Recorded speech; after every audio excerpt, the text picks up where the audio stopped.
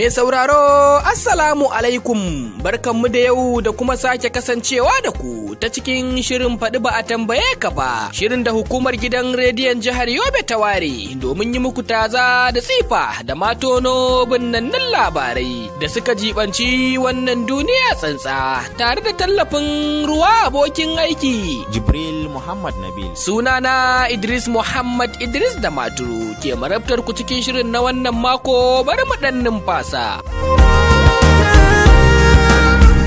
To madalla, idan dai ba a manta ba, a makonnin da suka gabata mun kawo muku kashin farko na tarihin makamin Nokiliya, wato makamin kare dangi da duniya take tsoronsa, to cikin iko da amincewa irin ta Ubangiji. A wannan mako muna ɗauke da kashi na biyu na tarihin wannan makami.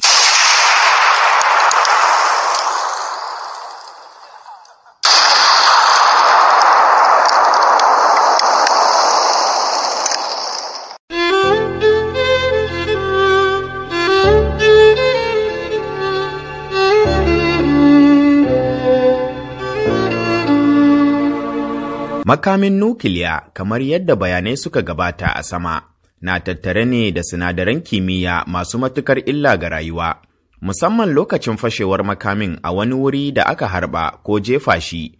Wannan ke wajabtar da samuwar illoli da dama ga rayuka da muhalli da makamin ya fashe. Muhalli ya shafi iskar da ake shaka, da duwatsu ko tsaunuka da ke wannan muhalli, da kuma teku ko koguna ko rafuka. Duk idan makamin ya fashe zai shafe su mummunar shafa tare da yada illolinsa ga duk wani abin da ya ta'allaka da su, dabba ce mai rai ko wani abu daban. Kashi na biyu na tarihin makamin nukiliya.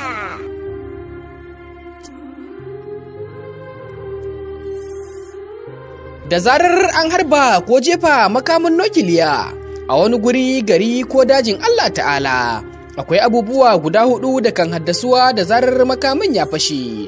Abu na farko shine kara mai tsananin firgitarwa, wato blast a harshen turanci.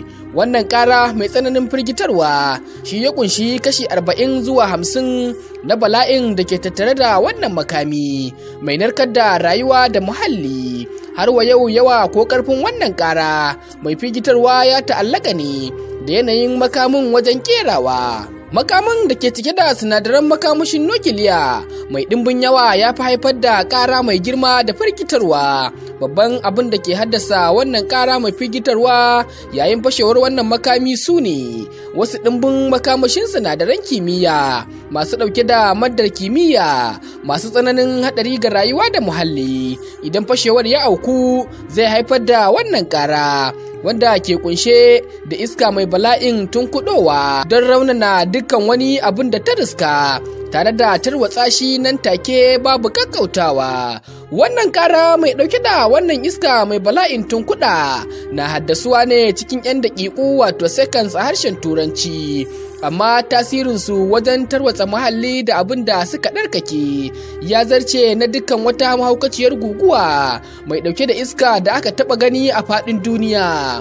An ƙiyasta cewa ƙarfin wannan ƙara mai firgitarwa na iya kwantar da dukkan gidajen da ke bigire da fashewar ta auku.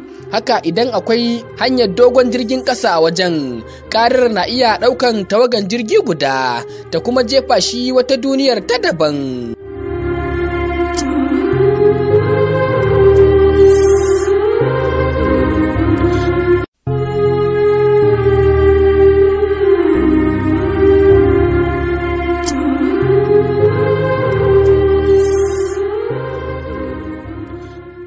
Abu na biyu cikin abubuwan da fashewar makamin nukiliya ke haifarwa shine wani haske mai ɗauke da tururin guba ko sinadaran kimiyya masu illa ga muhalli da rayuwa.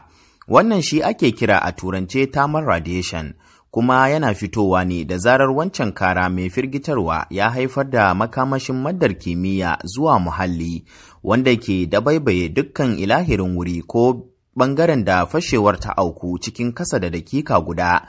Wannan nau'in makamashin haske mai